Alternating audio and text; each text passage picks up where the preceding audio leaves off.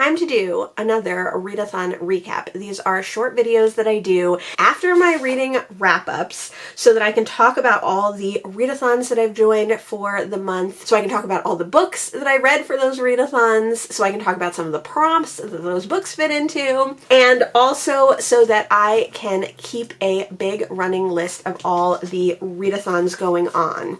I keep this list in the description box. It's really long and it's divided by month, and it's basically just so that I have a running list and so that you have a running list of all the readathons that happen in all the different months, because there's so many readathons and it's hard to keep track of them, or it's really hard to find them all in one place. So that's kind of my goal, is to keep them all in one place and have them to refer back to. This is the November readathon recap, and I don't know what I'm going to do with that list. I have one more month to decide, or I could keep going into the new year, but I'm not sure that I'm going to do that just because these readathon recaps are a little redundant. I like to have them, but I'm trying to think of a new format that I could do them in, or a new way that I could do them. I tried a while ago to do quarterly ones, and I think that I might try to go back to that, but I haven't decided yet, so we'll see. If you have any suggestions, I would love to hear them in the comments below, because I don't know. I like having these videos and I like having that big long list, but I don't particularly like making these videos as often as I do. So let me know your ideas. What I might do is turn that big long list with links into a blog post. I don't post on my blog anymore, but I do have a website and I do have a blog and I do pay for it, so I might as well use it. So what I might do is make that a blog post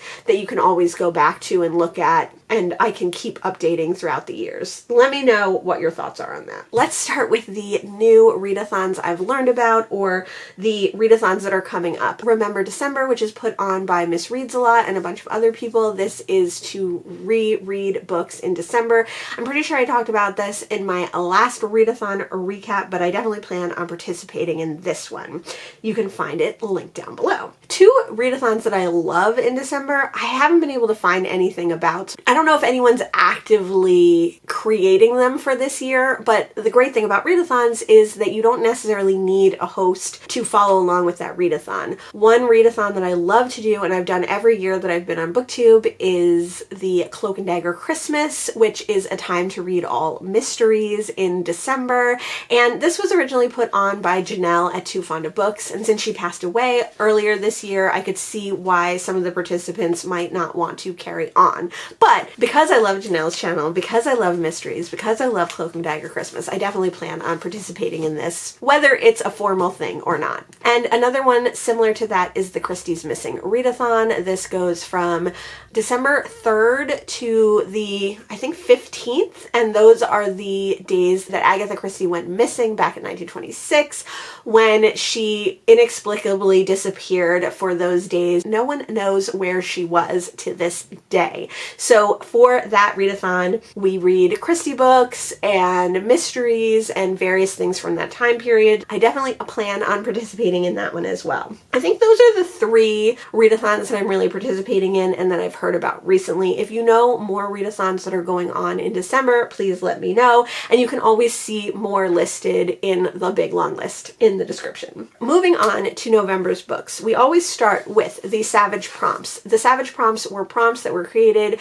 by Simon Savage and his mom Louise Savage. They picked one prompt for every month plus a bonus prompt. I finished my October book in November, which was Honey Girl, and the prompt for that was a book with food in the title. I vlog all of my Savage prompts, so you can see the vlog that contains this, and you can see my vlog for November and December when that eventually comes out. I also vlog all my TBR Spin books. TBR Spin is put on by Sarah at Freshly Read Books and the Book Bully. This is a readathon to pick 12 books at the beginning of the year and then spin a wheel, and each month we get a prompt that picks a book from that stack. In October, I got The Bean Trees by Barbara Kingslover, but I didn't read this one until like well into November. I really enjoyed this one, and I vlog all my TBR Spin books, so you can see this in a vlog as well. Then I did a vlog of my November books. The prompt for TBR Spin for November was a translated work, and I decided to pick two that were already on my my November pile of possibilities. So I read A Woman's Story by Annie Ernaux, and I read The Famous Magician by Cesar Ira. I also read Annie Ernaux for Ernauxvember, which is put on by Bob the Booker, and this is a time to read Annie Ernaux. So this is the first Annie Ernaux I ever read, and like I said, I vlogged it. Another readathon that no one made a 2023